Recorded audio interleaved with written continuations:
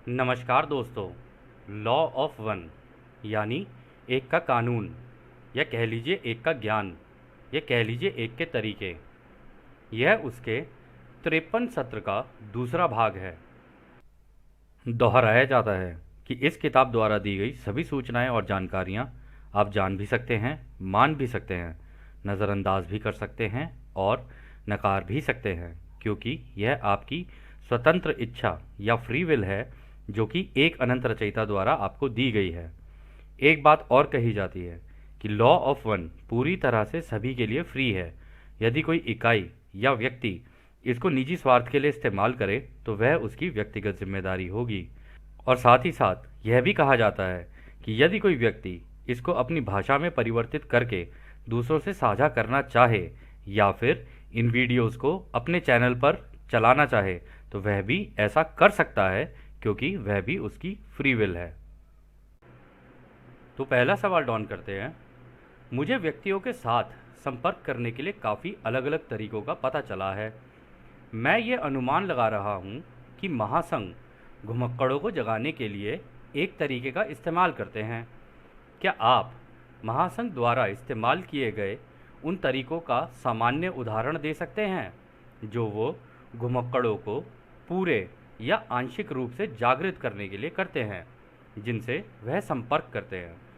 तो दोस्तों, यहाँ पर डॉन ने सवाल किया, क्या आप मुझे वो तरीके बता सकते हैं जिससे जो कन्फेडरेशन है, महासंघ है, वो यहाँ पे जो वॉन्डरर्स पैदा हुए हैं, घुमक्कड़ पैदा हुए हैं, उनसे या तो मतलब एक छोटे लेवल पे एक कांटेक्ट करते हो या फिर किसी बड़े लेवल पे कांटेक्ट करते हो। तो इस तरीके के कुछ उदाहरण आप मेरे को दे सकते हैं कि मैं ये जान सकूं कि वो उनको जगाने का काम कैसे करते हैं। तो राय इसका जवाब देते हैं, घुमक्कड़ों को जगाने के अलग अलग तरीके हैं। प्रत्येक संपर्क में इस बात का खास महत्व होता है कि चेतन और अवचेतन में इस तरह प्रवेश करना है जिससे डर पैदा ना हो और उसकी चेतना संबंधित अनुभव को समझने की क्षमता को अधिकतम किया जा सके, जो इकाई के लिए अर्थ रखता हो, यानी कि उनमें जानने की इच्छा बढ़ जाए। ऐसे कई संपर्क सोते समय होते हैं, कुछ संपर्क जागते हुए काम करते समय भी हो सकते हैं। हमारा संपर्क किसी भी स्थिति के अनुसार ढल सकता है, यानी कि यह फ्लेक्सिबल होता है, और ये ज़रूरी नहीं है कि इसमें नज़दीकी संपर्क जैसे लक्षण शामिल हों जिसके बारे में आप जानते हैं। तो दोस्तों, यहाँ पर रा ने अच्छा जवाब दे दिया। रा ने कहा कि हम लोग इस चीज़ का ध्यान रखते हैं कि उनके कॉन्शियस और सबकॉन्शियस माइंड में किस तरीके से एंटर करना है। ऐसे नहीं कि हम डायरेक्टली मतलब उनके उसमें चले जाएं या उनके कांटेक्ट में आ जाएं। हम कोशिश ये करते हैं कि उनके अंदर पहली बात तो डर पैदा ना हो, ठीक है, किसी भी तरीके का जब हमसे कांटेक्ट हो, ठीक है। और इस तरीके से उनके को कांटेक्ट किया जाए कि जो उनके एक्सपीरियंसेस हैं ना, उनको किसी तरीके से जगाया जाए कि उनके अंदर थोड़ी सी बढ़त आ जाए, यानी उनके दिमाग की जो वो सोच है ना, उसको खोल दें किसी तरीके से, ताकि वो अनंत दिशाओं में सोच सकें। और वो भी इस तरीके से कि जब वो खोज पर निकलें तो उन चीज़ों का अर्थ या कह लीजिए उन चीज़ों का मीनिंग उनके अकॉर्डिंगली ही ढलता चला जाए। मतलब जैसी उनकी सोच है या उनके इस धरती पे जिस तरीके के अनुभव हो रहे हैं या हुए हैं, उससे रिलेट करते करते करते करते वो आगे निकल जाए। तो इसलिए वो इन चीज़ों का बहुत ख़ास तौर से ध्यान रखते हैं कि इसको देना ही उस तरीके से है ताकि ये सब अपनी ज़िंदगी में लागू करके देख सके या अपने अनुभवों से जोड़ कर देख सके। और दूसरी एक इम्पॉर्टेंट पॉइंट उन्होंने कहा कि उसकी ना जागने की एक तो इच्छा बढ़े, ये इम्पॉर्टेंट चीज़ है। और दूसरा उन्होंने कहा इस तरीके के कुछ जो संपर्क होते हैं ना हमारे, ज़्यादातर तो ऐसे होते हैं जब वो सो रहे होते हैं ना, हम उन्हें तब करते हैं कांटेक्ट, लेकिन अगले दिन उठने के बाद अब उसे याद रहे या ना रहे कहा नहीं जा सकता। लेकिन वो ये भी कह रहे हैं यहाँ पे कि हमारे जो ये होते हैं ना कॉन्टैक्ट्स होते हैं अब हमारे वॉन्डरर्स से, तो कहते हैं वो उनकी स्थिति के अनुसार ढाल देते हैं हम लोग। ऐसा नहीं कि हमारा कोई सेट रूल है, जैसा उसका अनुभव है उसके अकॉर्डिंगली हम अपने आप को ढालते हैं और हम फ्लेक्सिबल हैं इस मामले में। और ये भी ज़रूरी नहीं है कि हम लोग उनसे डायरेक्ट कांटेक्ट करें, मतलब उनके नज़दीकी कांटेक्ट में आए, जिसके बारे में आप लोग जानते हैं कि ऐसा ज़रूरी नहीं है कि हम लोग ऐसा करें। ट्राई ये किया जाता है कि भाई इनके सपने में हम लोग कांटेक्ट करके इनको इनसे रिलेटेड जानकारी या जिसको ये जोड़ कर देख सकें वो करें। तो फिर अगला सवाल डॉन करते हैं, शारीरिक जांच के लक्षण के बारे में बताएं, यानी कि यह घुमक्कड़ों से कैसे संबंधित है और परिसंघ और ओरियन के संपर्कों से भी।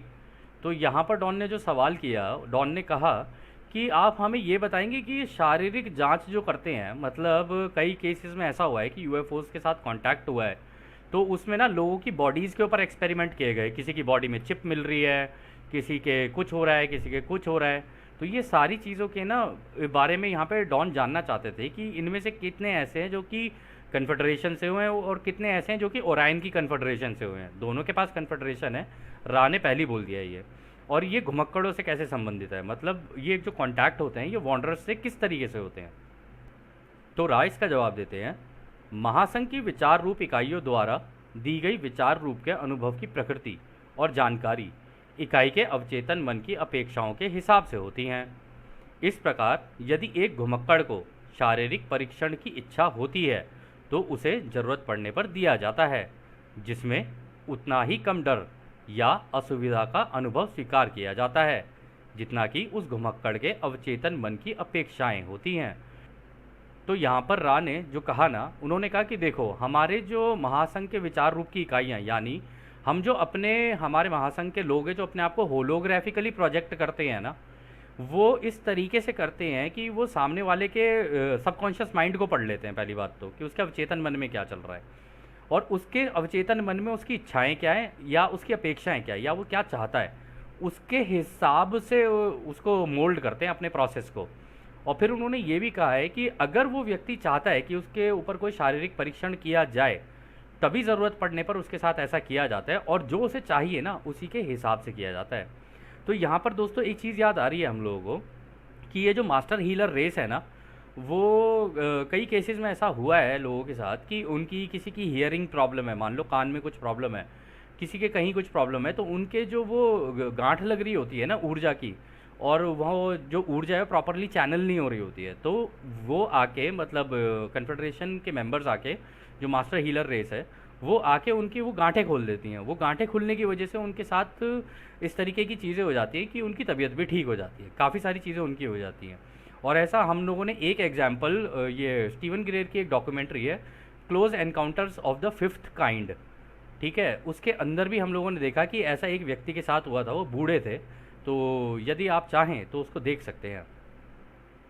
खैर, तो अगला सवाल डॉन करते हैं, ठीक है, क्या वे दोनों तरह की इकाइयाँ जिन्हें महासंघ और ओरियन के यान पे ले जाया जाता है एक जैसा महसूस होने वाले शारीरिक परीक्षा का अनुभव करते हैं? तो यहाँ पर भी उन्होंने सही सवाल कर लिया। उन्होंने कहा कि डॉन ने कि ये जो महासंघ और ओरियन दोनों ही कभी कभी ऐसा होता है शायद अपने यान में ले जाते हैं, यानी अपने यूएफओ के अंदर ले जाते हैं, जिसको हम यूएफओ बोलते हैं। हालांकि इन्हें विमान बोला जाता है, मतलब ब्रह्मांड में तो इन्हें भी विमान ही बोला जाता है। तो वो कह रहे हैं कि ये अपने विमानों पर जब इन्हें लेके जाते हैं तो क्या दोनों ही केसेस में एक जैसा अनुभव होता है क्या लोगों का, कि उनके ऊपर जो शारीरिक परीक्षण किए जाते हैं? तो राय इसका जवाब देते हैं, आपका सवाल गलत सोच को दर्शा रहा है। ओरियन समूह शारीरिक परीक्षण का उपयोग व्यक्ति को डराने के साधन के रूप में करता है और व्यक्ति को ऐसी भावनाओं का अनुभव कराता है जैसे कि वह दूसरी घनत्वता के उच्च स्तर का कोई पशु हो जिस पर प्रयोगशाला में अलग अलग परीक्षण किए जाते हैं। कुछ के यौन अनुभव इस अनुभव का एक उप प्रकार है। इसके पीछे उनका इरादा यह प्रदर्शित करने का है कि धरती के निवासियों पर ओराइन इकाइयों का नियंत्रण है। तो दोस्तों यहाँ पर बहुत इंपॉर्टेंट बात की है, यहाँ पे रा ने एक इनडायरेक्टली एक बहुत इंपॉर्टेंट बात की है। पहली चीज़ तो उन्होंने ये बोली कि देखो, तुम्हारा सवाल जो है ना वो गलत सोच को दर्शा रहा है। ओराइन समूह जब किसी को अपने क्राफ्ट में लेके जाएगा ना, अपने विमान में लेके जाएगा, तो उसके साथ ऐसा ही बिहेव करेगा जैसे हम लेबोरेटरीज होती हैं ना, लैब्स होती हैं, उनके अंदर जानवरों के ऊपर करते हैं, जैसे चूहा, बिल्ली, बंदर, इनके ऊपर जो करते हैं ना, तो उस तरीके का उनको अनुभव कराते हैं। यानी कि उनको कहीं हाथ में उनके कोई वो कर दिया, एक इंसर्शन कर दिया, या फिर उनकी बॉडी में जैसे अभी बोला हम लोगों ने चिप डाल दी या कुछ कर दिया, इस तरीके की चीज़ें करते हैं, ठीक है। और किसी किसी केस में ऐसा भी हो सकता है कि किसी के साथ रेप जैसी घटनाएं हो जाए, क्योंकि उन्होंने कहा ना यौन अनुभव का अनुभव भी इसके अंदर हो सकता है। और ऐसा है, ऐसा सुना भी है, ऐसा कई उसमें कुछ लोगों ने कहा भी है कि यूएफओ एनकाउंटर उनके इस तरीके से हुए और उनके साथ इस तरीके की घटनाएं घटी हैं, ठीक है। अगर यदि आप चाहें तो आपको इस तरीके की भी सारी इन्फॉर्मेशन मिल जाएगी। यदि आप गाया टीवी भी है वहाँ पर भी चेक कर सकते हैं, और भी कई जगह हैं वहाँ पर चेक कर सकते हैं। इनसे रिलेटेड आपको इन्फॉर्मेशन इनफैक्ट यूट्यूब वगैरह पे भी मिल जाएंगी। तो यहाँ पर लेकिन एक आखिरी जो इन्होंने शब्द बोला ना, उसमें ये बड़ी इंपॉर्टेंट बात बोली उन्होंने। उन्होंने कहा इसके पीछे का इरादा यह प्रदर्शित करने का है कि धरती के निवासियों पर ओराइन इकाइयों का नियंत्रण है। इसका मतलब ओराइन समूह इस धरती को नियंत्रण करके बैठा हुआ है, और यहाँ पे वो ये दिखाना चाहता है कि इस धरती के ऊपर हमारा नियंत्रण है, तुम हमारे हिसाब से चलोगे, ना कि तुम अपने हिसाब से चलोगे, यानी आज़ादी का उल्लंघन। तो यहाँ पे वो चीज़ दर्शा तो कुछ वैसा ही रहा है। तो फिर वो आगे और कहते हैं, विचार रूप के अनुभव व्यक्तिपरक होते हैं, यानी कि सबसे अलग अलग अनुभव होते हैं और अधिकांश भाग के लिए इस घनत्वता में नहीं होते हैं। तो यानी कि रा ने ये कहा है कि देखो, अनुभव ना उस व्यक्ति के हिसाब से होते हैं कि उसकी सोच कैसी है, और इसलिए वो ये कह रहे हैं कि इसलिए सबके अनुभव अलग अलग होते हैं। और मैक्सिमम केसेस में ऐसा होता है कि ये थर्ड डेंसिटी के अंदर नहीं होते, वो अपने क्राफ्ट में उनको ले जाएंगे, लेकिन दूसरी घनत्वता के अंदर ले जाएंगे और वहाँ ले जाके उनके ऊपर इस तरीके के एक्सपेरिमेंट करते हैं। ऐसा नहीं है कि यहीं पे बैठ के वो एक्सपेरिमेंट कुछ कर रहे हो। और वो कह रहे हैं कि इस घनत्वता में इतना ज़्यादा नहीं है, बाकी जगहों पर भी अगर तुम देखोगे तो मतलब अपनी घनत्वता में ले जाकर ही वो कुछ इस तरीके का करेंगे यहाँ पे, क्योंकि उनको ये डर रहता है ना कि भाई लोग हमें देख ना लें। अब उनकी तो आदत है छुप छुप के काम करने की, और जिसको छुप के काम करने की आदत हो वो ऐसे खुले में तो कर नहीं सकता। तो इस वजह से जैसे हम लोग कई टीवी सीरीज़ देखते हैं ना, जैसे साइको किलर्स होते हैं और सीरियल किलर्स होते हैं, वो क्या करते हैं, जो भी चीज़ें करेंगे ना पीछे पीछे से ही करेंगे, आगे से कुछ नहीं करेंगे, छुप छुप के करेंगे हर चीज़, बिल्कुल उसी तरीके से प्योर साइकोपैथ्स जैसे होते हैं ना, बिल्कुल वैसे। खैर, फिर अगला सवाल डॉन करते हैं, इसका मतलब दोनों महासंघ और ओरियन के साथ संपर्क बनाया जा रहा है, और जैसा कि मैंने समझा है नज़दीकी संपर्क दो प्रकार के होते हैं, वे या तो महासंघ के साथ या फिर ओराइन की तरह के संपर्क हो सकते हैं। क्या यह सही है? तो रा कहते हैं हाँ, यह सही है। हालांकि इनमें से ज़्यादातर संपर्कों की प्रधानता ओरियन के झुकाव वाली होती है। तो उन्होंने कह दिया है कि ज़्यादातर लेकिन केसेस में ना देखो, कांटेक्ट तो हमसे भी हो रहे हैं, लोग कर भी रहे हैं, और हम लोगों ने भी दोस्तों नोटिस किया है, जिन लोगों ने मतलब महासंघ के साथ जिनके कांटेक्ट होते हैं ना, उनको कभी भी डर का एहसास नहीं होता, उन्हें बड़ी प्यारी फीलिंग्स आती हैं, बड़ी उनकी बॉडी वाइब्रेट करने लग जाती है, उनकी आंखों से आंसू भी निकल जाते हैं, प्रेम का एहसास होता है, ये सारी चीज़ें होती हैं। लेकिन ओरियन के साथ अगर किसी का कांटेक्ट होगा ना तो उसको डर का एहसास होगा, पक्की बात है, उसे डर का एहसास होगा। और हम भी कई लोगों को जानते हैं और कुछ हुए हैं इस तरीके के कि ओरियन के साथ भी जब कांटेक्ट हो जाता है तो किस तरीके से घटनाएं घट सकती हैं।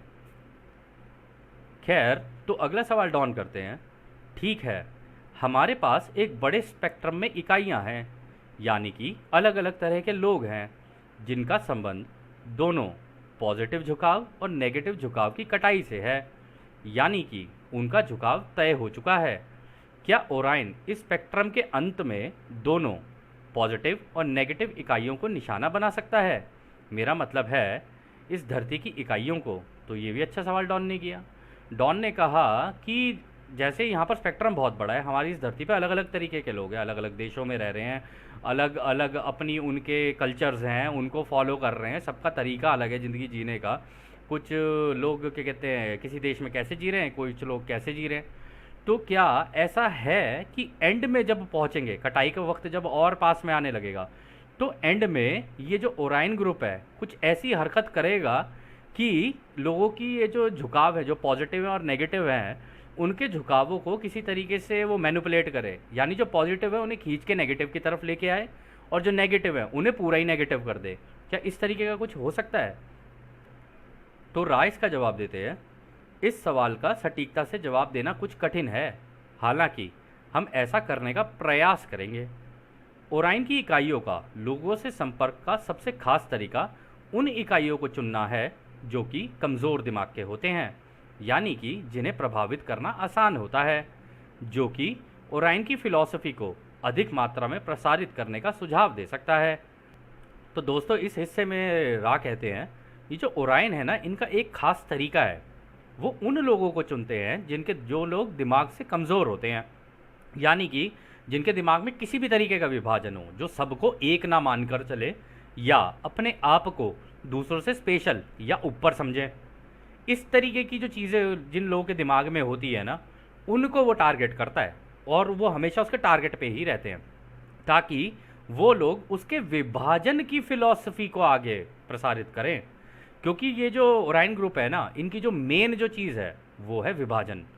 ये इनका मेन काम ये होता है कि किसी भी तरीके से जब ये देखते हैं कि एक गुट एक जगह इकट्ठा हो रहा है, तो ये उसके अंदर विभाजन पैदा करने की कोशिश करते हैं।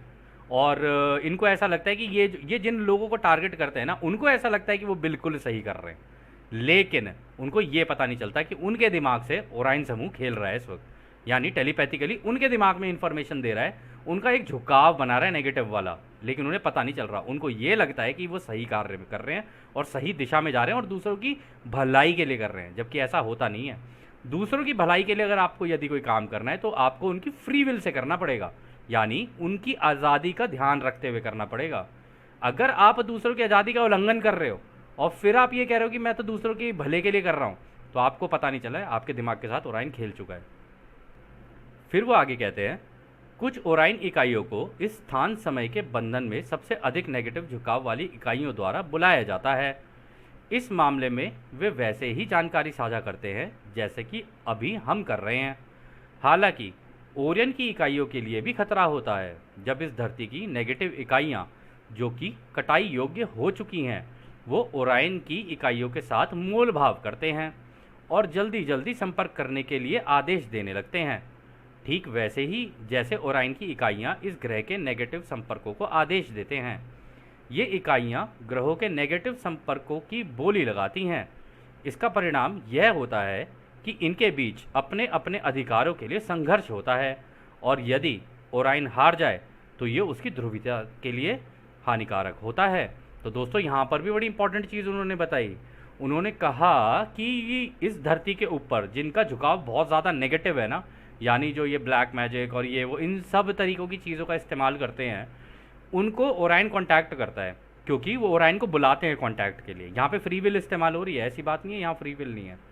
यहाँ की कोई एंटिटी अगर इनको बुलाएगी तो ये उसके पास जाएंगे, लेकिन इसके अंदर वो ये कह रहे हैं कि होता कभी कभी ऐसा है कि ये जो नेगेटिव एंटिटीज़ होती हैं जो इस धरती की हैं, ये क्या करते हैं, उनको पता है कि हाँ भाई हमारी तो कटाई होनी होनी है, ठीक है, नेगेटिव दिशा के अंदर होनी होनी है, और उन्होंने जानबूझ के वो रास्ता चुन रखा होता है। तो इस केस में क्या होता है कि ये जो ओराइन है ना, ओराइन के लिए भी खतरा हो जाता है, क्योंकि ये उसको ऑर्डर देने लग जाते हैं कि तुम हमें अब ये बताओ, अब ये बताओ, आगे क्या करना है ये बताओ, आगे के एक्शन क्या होने चाहिए हमारे वो बताओ, आगे की प्लानिंग क्या होनी चाहिए वो बताओ। तो इनसे पूछ पूछ के अपनी सारी पूरी प्लानिंग कर रहे होते हैं। अब इस केस में अगर उनको ज़्यादा बार बार करेंगे तो होता क्या है कि धीरे धीरे धीरे, क्योंकि ओराइन तो इनको ऑर्डर देता है, ओराइन तो कहता है कि तुम ऐसा करो और ऐसा ना करो, ऐसा करो और ऐसा ना करो। लेकिन जब ये उनको ऑर्डर देने लग जाएंगे तो दोनों के बीच में ना एक तरीके का एक वो हो जाता है, मोल भाव वाली सिचुएशन आ जाती है। जैसे हम सब्जी वाले के साथ नहीं करते हैं कि भैया 30 रुपये की तो ज़्यादा है, ये तो 25 रुपये में मिलती है। वो कहता है मैडम लेना है तो लो, नहीं तो कोई बात नहीं, आगे चले जाओ। लेकिन इस केस में ऐसा नहीं होता। इस केस में ऐसा होता है क्योंकि यहाँ पर राह ने पहले ही बोला था उन्हें ग्रह जीतना है। अगर उन्हें ग्रह जीतना है तो उनको इनके साथ मिलकर तो काम करना ही पड़ेगा। अब काम करना है तो इस केस में दोनों की ही नेगेटिव जो पोलैरिटी है ना नीचे भी जा सकती है। या तो ओराइन इनको दबाने की कोशिश करेगा या ये ओराइन को दबाने की कोशिश करेंगे, और इनके हमेशा बीच में आपस में अधिकारों के लिए संघर्ष होता रहेगा कि टॉप पे कौन जाएगा। क्योंकि हर कोई ये चाहता है इनके ग्रुप में भी कि भाई अगर मैं नेगेटिव ध्रुवीयता का हूँ और ये मेरा चुना हुआ है क्या कहते हैं रास्ता, तो अगर मेरे को अगली घनत्वता में भी जाना है तो मैं टॉप लीडरशिप में आने की कोशिश करूँगा। उसका एक कारण है, आपको याद होगा रा ने कहा था कि अपनी टेक्नोलॉजी से ये लोग कनेक्ट कर देते हैं उनको, है ना, जो टॉप लीडरशिप होती है। अब जो नीचे के स्तर पे है उसे तो नहीं पता, वो तो बेचारा जाने अनजाने काम करे जा रहे हैं, हो सकता है जानबूझ के भी कर रहा हो, जाने अनजाने भी कर रहा हो, उसे नहीं पता है। लेकिन जो टॉप लीडरशिप होगी ना, वो हमेशा चाहेगी कि हम डायरेक्ट इनकी टेक्नोलॉजी से जुड़ के ये जो ओराइन ग्रुप है ना, इनकी टॉप लीडरशिप के साथ मिलकर काम करें, ना कि नीचे वालों के साथ काम करें। क्योंकि नीचे वालों को तो उनको गुलाम बनाना है, वो सिंपल सा रूल है, वो 95 और 5% वाला, 5% ही रखने, 95 की उनको कोई ज़रूरत है ही नहीं। तो वो कह रहे लेकिन वो 5% में 4% से काम कराना है भाई, 1% अपने टॉप पे रखने हैं। तो इस हिसाब में वो जो 1% है ना, उनके बीच में भी लड़ाई होती रहेगी, उनके बीच में भी ये रहेगा मैं ऊपर तू नीचे, तू ऊपर मैं नीचे, ऐसे करके चलता ही रहेगा उनके बीच में संघर्ष। कौन ज़्यादा अपना इस लेवल पे टॉप में आ सकता है ना, ये उसी से डिसाइड होगा कि कौन इनके टॉप लीडरशिप में जाके इनके टेक्नोलॉजी से अपने आप को कनेक्ट करेगा। जैसा कि राय ने पहले भी बोला था, हम पिछले सत्रों से इनको कनेक्ट करते हुए चल रहे हैं। तो यहाँ पर भी जो उन्होंने बोला कि अगर ओरायन हार जाए ना, तो इस केस में उसकी भी ध्रुवीयता, उसकी पोलैरिटी नीचे चली जाती है, हो सकता है वो ही इनका बंधक बन जाए। लेकिन ऐसा रेयर ही होता है, क्योंकि सारी चीज़ें मुहैया तो ओरायन ग्रुप ही करा रहा होता है।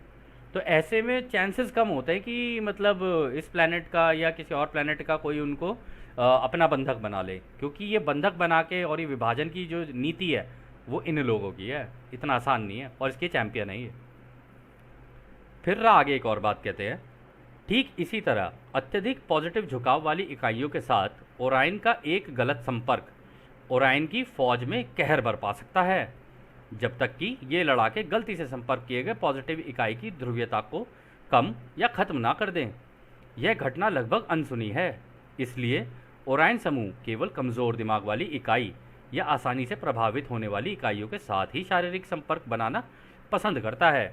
तो यहाँ पर उन्होंने एक चीज़ बोली बड़ी इंपॉर्टेंट कि गलती से अगर वो किसी पॉजिटिव वाले के कांटेक्ट में आ जाए, अब ये तो उसको कहते रहेंगे कि देख मैं तेरे को ये दूंगा, तेरे लिए ये हो जाएगा, तेरे लिए वो हो जाएगा। अब वो जो है पॉजिटिव वाला, वो कह रहा है भाई मुझे चाहिए ही नहीं, मैं तो खुश हूँ, रचयिता ने ये जो दुनिया बना के दी, मुझे तो ये सीखना है कि ये कैसे बनता है, मुझे तो ये जानना है रचयिता ने कैसे बनाया है, तुम ये बताओ रचयिता ने कैसे बनाया। अब उन्हें पता ही नहीं है रचयिता ने कैसे बनाया। हालांकि टेक्नोलॉजी के मामले में ये लोग उस लेवल पे हैं कि भाई होलोग्राफिक टेक्नोलॉजीज़ और ये सारी चीज़ों का इस्तेमाल करके दे कैन सिमुलेट, मतलब एक सिमुलेशन आपकी आंख के सामने ऐसी चला दे जो बिल्कुल रियल लगे। लेकिन रचयिता ने कैसे बनाया हुआ है ना, इस चीज़ के लिए उनको उस रोशनी का और प्रेम का ज्ञान होना जरूरी है, वो इनके पास है नहीं। अब जो पॉजिटिव इकाई की जो है, जो पॉजिटिव झुकाव वाली, वो तो जान चुका है रचयिता ने कैसे बनाया, उसने तो कण कण के अंदर जाके घुस के भी देख लिया, अरे अंदर तो तरंगे हैं, अब बताओ रचयिता की तरंगे, वो रचयिता का दिल है, वहाँ से धड़कन बज रही है, तो एकदम से एक ब्रह्मांड की रचना हो रही है, और यहाँ पे लोगोस की रचना हो रही है, ऐसे हो रहा है ऐसे हो रहा है। वो उनसे इस बात पे अड़ जाएगा, इस बात को कहने के लिए कि ऐसे कैसे हो सकता है, रचयिता ने तो ऐसे बनाया है, मैंने मेडिटेशन में देखा है। वो इन्हें ये कहेंगे कि मेडिटेशन कुछ नहीं होती है, टेक्नोलॉजी और साइंस ही सबसे बड़ी चीज़ होती है। तो वो आपस में एक दूसरे की चलती रहेगी, तुम बता दो तुम्हारी साइंस के अंदर क्या लिखा है, वो कहेंगे क्या उसके अंदर ये लिखा है, वो कहेगा क्या कहता है, ले साइंस से मैच कर देता हूँ, ले मैं इसको तेरी साइंस से ही उठा के मैच कर देता हूँ, कॉन्शियसनेस ऐसे चलती है, इस फील्ड के अंदर ऐसे होता है। तो इस केस में उसकी पोलैरिटी नीचे जाने का खतरा रहता है उसको, क्योंकि ये जो सामने वाला है, जो रचयिता को जान चुका है, अपने मेडिटेशन के अंदर जाके घुस के देख चुका है कि हाँ भाई रचयिता कौन है और ये ब्रह्मांड की रचना कैसे हुई है, वो इनकी पोलैरिटी नीचे ले जाएगा। क्योंकि इनके ये जो लड़ाके हैं ना नीचे के लेवल के, अब उनसे कोई इस तरीके के सवाल करेगा तो वो दौड़े दौड़े जाएंगे अपने आकाओं के पास, उनसे कहेंगे ये तो ऐसी ऐसी बातें कर रहे हैं मुझसे, अब बताना मैं इसका क्या जवाब दूँ इसे। तो वो कहते हैं छोड़ दे इसको, कोई बात नहीं, तू इधर आ जा, हमारी साइड आ जा, दोबारा आ जा। तो इस तरीके की चीज़ें उन लोगों के साथ होती रहती है, ठीक है ना। और इसलिए वो जानबूझ के, जो कमज़ोर दिमाग का होगा ना, जिसके दिमाग में किसी भी तरह का विभाजन होगा, जो दूसरों को प्रेम से अपने जैसा ट्रीट नहीं करता है और सबको एक नहीं मानता, इस पूरे ब्रह्मांड को एक नहीं मानता है, मानना छोड़ो जानता नहीं है, तो ऐसे व्यक्ति को तो आराम से प्रभावित कर लेंगे, कोई बड़ी चीज़ नहीं है उनके लिए, ये बहुत आसान है उनके लिए। खैर अगला सवाल फिर डॉन करते हैं, इसका मतलब सामान्य तौर पर मैं यह कह सकता हूँ कि यदि किसी व्यक्ति का नज़दीकी संपर्क यूएफओ या किसी अन्य प्रकार के अनुभव जिसका संबंध यूएफओ से हो, तो उसके संपर्क का दिल और उस पर होने वाले प्रभाव को देखना चाहिए, यह निर्धारित करने के लिए कि क्या यह ओरायन या महासंघ का संपर्क था, क्या यह सही है। तो डॉन ने अच्छा सवाल कर लिया कि यदि किसी का कोई यूएफओ कांटेक्ट होता है तो उसको बैठ करना पहले उसको एनालिसिस करना चाहिए कि ये जो मेरा संपर्क हुआ, मेरे ऊपर इसका प्रभाव क्या पड़ा है और इसके अंदर मुझे किस तरीके के अनुभव हुए हैं। जब वो उनका एनालिसिस करना शुरू करेगा और उनको देखेगा, तोलेगा, तभी वो जान सकता है कि ओरायन का कांटेक्ट था या फिर ये महासंघ से कांटेक्ट था। तो राज का जवाब देते हैं, यह सही है, यदि वहाँ डर और कयामत की बातें हों तो संपर्क काफ़ी नेगेटिव प्रकृति का था। यदि इसका नतीजा आशा, मित्रतापूर्ण भावनाएं और दूसरों की सेवा का दृढ़ संकल्प जैसे पॉजिटिव भावनाओं का जागरण होता है, तो ये महासंघ के संपर्क का प्रत्यक्ष प्रमाण है। तो रा ने बोल ही दिया है, कह रहे अगर वहाँ पे डर की और कयामत की और इस तरीके की डराने वराने वाली बातें चल रही है ना किसी भी तरीके की, तो समझ लेना कि नेगेटिव वो है, मतलब इम्पैक्ट हुआ है। और दोस्तों ऐसा नहीं है हमारे ऊपर नहीं हुआ है, हमारे ऊपर भी हुआ है अटैक इस तरीके के, हम भी इस तरीके की कयामत की और ये वो डरने वाली सारी बातें करने लग जाते थे। जबकि हमेशा आशापूर्ण होना चाहिए एक इंसान को कि कुछ भी हो जाए, कैसा भी हो, क्रिएटर है ना, रचयिता है ना।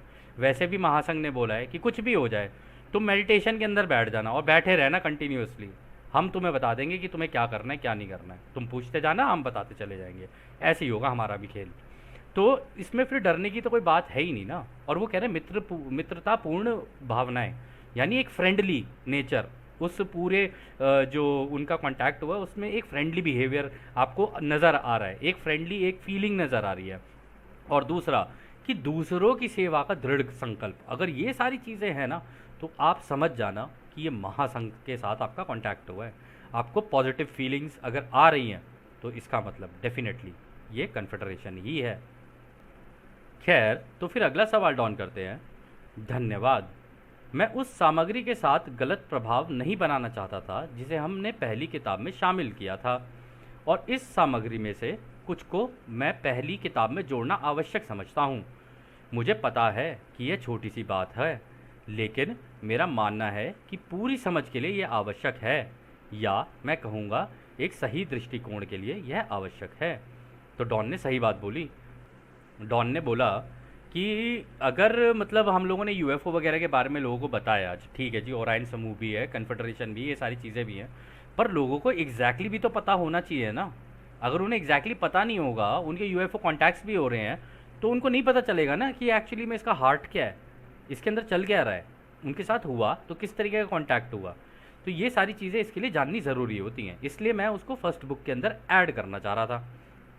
फिर आगे डॉन बोलते हैं, मैं यहाँ कुछ सवाल पूछूंगा, अगर आप उनका जवाब नहीं देना चाहते हैं तो हम उन्हें छोड़ देंगे। मैं पूछना चाहता हूँ, हालांकि अगर आप मुझे बता सकते हैं कि महासंघ के अधिकांश भाग या महासंघ की अधिकतर इकाइयाँ कैसे दिखते हैं। तो डॉन ने पूछा कि ये कन्फेडरेशन के मेंबर्स कैसे दिखते हैं, आप क्या हमें बता सकते हैं। तो रा कहते हैं, महासंघ की चौथी घनत्वता की इकाई अपने भौतिक शरीर की उत्पत्ति के आधार पर अलग अलग रूप में दिखती हैं, यानी कि वो लगभग वैसी ही दिखती हैं जैसा रूप उनकी पिछली घनत्वता में था। तो दोस्तों यहाँ पे रा ने बहुत इंपॉर्टेंट बात क्लियर की है, बहुत ज़्यादा इंपॉर्टेंट बात। उन्होंने कहा चौथी घनत्वता में जब आप जाओगे ना, यानी बाकी भी जो चौथी घनत्वता वाले हैं, हो सकता है हमारे जैसे इंसान की उससे गए हों, हो सकता है किसी और रूप से गए हों, कैसे भी हों, वो जैसे दिखते थे ना लगभग वैसे ही दिखेंगे, मतलब दिखने में ऑलमोस्ट वैसे ही होंगे। हल्के शरीर होंगे, लेकिन ये जो अवतार है ना, ये वाला जो बॉडी का जो अभी हमें मिला हुआ है, ऑलमोस्ट दिखने में वैसा ही होगा। तो दोस्तों हम में से भी कई लोगों ने ये पूछा था कि चौथी घनत्वता में लोग कैसे दिखते हैं, क्या होते हैं। तो इससे अंदाज़ा लगाया जा सकता है कि लाइट बॉडी तो होगी, मतलब हल्की बॉडी होगी, लेकिन उसका जो रूप होगा ना वो बिल्कुल ऐसे ही होगा जैसे आज हमारे रूप है, जैसे आज हम दिखते हैं।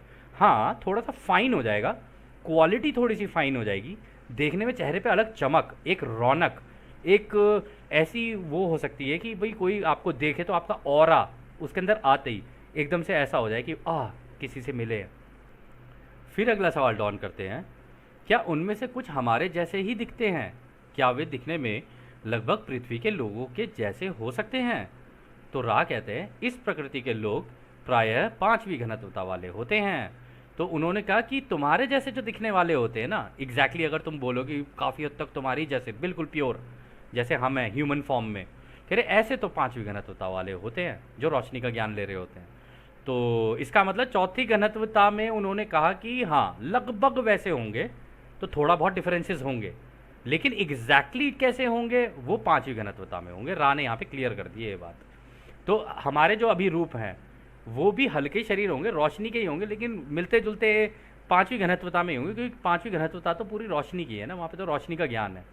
लेकिन रूप और रंग हो सकता है इसी तरीके का हो, कुछ कहा नहीं जा सकता, लेकिन 4th में लगभग मिलता जुलता होगा, लेकिन हल्के शरीर होंगे। ये कुछ डिफरेंसेस हैं जिनसे हम लोग समझ सकते हैं। फिर अगला सवाल डॉन करते हैं, मैं मानता हूँ कि यही जवाब ओराइन समूह पर भी लागू होगा, क्या यह सही है? जहाँ तक चौथी और पांचवी घनत्वता की बात है तो रा कहते हैं हाँ यह सही है। लेकिन ओराइन जो अपने बनाएगा ना दोस्तों, यहाँ पर रा ने बोला बिल्कुल सही है, उनके ऊपर भी एप्लीकेबल है। लेकिन ओराइन जो अपने वो बनाएगा ना रूप, जो शरीर जो मिलेंगे उनको, जो नेगेटिव घनत्वता में जा रहे हैं, उनको टेक्नोलॉजी का इस्तेमाल करके, जिनको क्रायोजेनिक्स बोलते हैं ना, उनका इस्तेमाल करके उनको एक बॉडी और वो सारी चीज़ें देगा कि ये तुम्हारे नए शरीर है, ये तुम्हारी नई बॉडी है, इसके अंदर तुम्हारी कॉन्शियसनेस ट्रांसफ़र होगी, यानी तुम्हारी चेतना इसके अंदर ट्रांसफ़र होगी। तो दोस्तों सोचने वाली बात यहाँ पर ये है कि इस घनत्वता में भी ऐसा तो नहीं है कि भाई ये कोई नेचुरल तरीके से कोई चीज़ कर रहे हो, ये तो पूरे ऑर्डर में उल्टा चलते हैं ना। तो ये पॉसिबल ही नहीं हो सकता कि वहाँ पर उनको नेचुरल बॉडीज़ मिले, क्योंकि नेचुरल तो वहाँ कुछ है ही नहीं, अननेचुरल ही है सारा कुछ। हो सकता है मेजरली टेक्नोलॉजी बेस्ड हो उनका सारा, ए आई पे आई टी आई जो भी है, तो कुछ कहा नहीं जा सकता इस केस के अंदर। तो डॉन अगला सवाल करते हैं, क्या आप मुझे बता सकते हैं कि एक व्यक्ति का नाम लिया उन्होंने जिसका नाम यहाँ पे दिया नहीं, कि उस पर चांदी के इतने कण फ्लेक्स क्यों थे? तो रा कहते हैं नहीं, यह उल्लंघन है। तो दोस्तों कभी कभी ऐसा हो सकता है कि आप मेडिटेशन कर रहे हो या कुछ कर रहे हो, तो उसके बाद ना आप मेडिटेशन में बैठे हो और आप देखो कि आपके शरीर के ऊपर ना चांदी के हल्के हल्के से, जैसे बच्चे स्पार्कल्स होते हैं ना, उनसे खेलते हैं चांदी के स्पार्कल्स, हो सकता है वो आपके शरीर पे आके पड़ गए हो। तो अगर ऐसा कभी होता है तो ये एक अच्छा पॉजिटिव साइन ही होता है। लेकिन रा ने उन्हें नहीं बताया, रा ने कहा हम नहीं बता सकते, ये उसकी जानकारी है, उसको खुद ही ढूंढना पड़ेगा, क्योंकि अब उसके साथ ऐसा हो रहा है तो कम से कम सवाल करना तो शुरू करेगा। अब शुरू करेगा तो अपने आप ही उसको जवाब मिलेंगे उसकी मेडिटेशन में। फिर अगला सवाल डॉन करते हैं, धन्यवाद, क्या आप मुझे बता सकते हैं कि कार्ल रश्के से बातचीत के दौरान वह बीमार क्यों हो गया था? तो दोस्तों ये कोई कार्ल रश्के करके था, अब ये पता नहीं है कौन है, तो इससे डॉन की बात हुई होंगी, तो उसके बाद उनकी तबीयत ख़राब हो गई थी। तो राइस का जवाब देते हैं, कहते हैं हम आपके विचार को स्कैन कर रहे हैं, वे सही हैं और इसलिए हमने ये निश्चित कर लिया है कि हम उल्लंघन नहीं कर सकते हैं। जिस स्थान समय को आपकी बातचीत के लिए निर्धारित किया गया था, जब वो समय नज़दीक आ रहा था, तब आप पर ओराइन का हमला हुआ था, क्योंकि कुछ पॉजिटिव झुकाव वाली इकाइयों को एक के कानून के बारे में जानने की काफ़ी इच्छा थी। इस तरह के हमलों की आशंका खास तौर पर तब बढ़ से जाती है जब आप एक समूह में काम नहीं करते हैं, जिसमें सभी एक दूसरे का समर्थन करते हैं और एक दूसरे की ताकत होते हैं। तो रा ने दोस्तों यहाँ पर भी एक इम्पॉर्टेंट चीज़ बताई, उन्होंने कहा देखो हमने आपका दिमाग स्कैन कर लिया और आप जो सोच रहे हैं ना वो बिल्कुल सही सोच रहे हैं, इसलिए हम आपका उल्लंघन नहीं कर सकते आपकी आज़ादी का। तो उन्होंने बताया तो नहीं, लेकिन हो सकता है कि डॉन ये सोच रहे हो कि कहीं मेरे ऊपर ओराइन का अटैक तो नहीं हुआ था। तो उन्होंने बोला भी, जिस जगह को आप लोगों ने चुना था ना इस बात को करने के लिए, ये जो आप बात करने के लिए गए थे कार्ल रश्के से, तो जब वो टाइम पास आ रहा था ना बात का, तो उस टाइम पर आपके ऊपर ये ओराइन का हमला हुआ था। क्योंकि जो पॉजिटिव जो लोग होते हैं ना, उनकी क्या कहते हैं, उस ग्रुप के अंदर भी रश्के के साथ जो लोग थे, उस ग्रुप के अंदर भी कुछ लोग थे जो लॉ ऑफ वन के बारे में जानने की इच्छुक थे और जानना चाहते थे इसके बारे में। तो इस तरीके के ग्रुप जब बनने लग जाते हैं तो वो जो क्या कहते हैं ये ओराइन ग्रुप है जो इन्फॉर्मेशन देने वाला होता है, यानी कि मान लीजिए इस केस में मैं या कोई और, ऐसी हमारे और भी लॉ ऑफ वन के बहुत सारे साथी हैं, तो वो लोग प्राइमल टारगेट बन जाते हैं, क्योंकि वो लोग उनको दूसरों को जानकारियाँ दे रहे होते हैं कि भाई लॉ ऑफ वन के अंदर ये है वो सारी चीज़ें, क्योंकि इसके अंदर तो सारी जानकारियाँ हैं ना।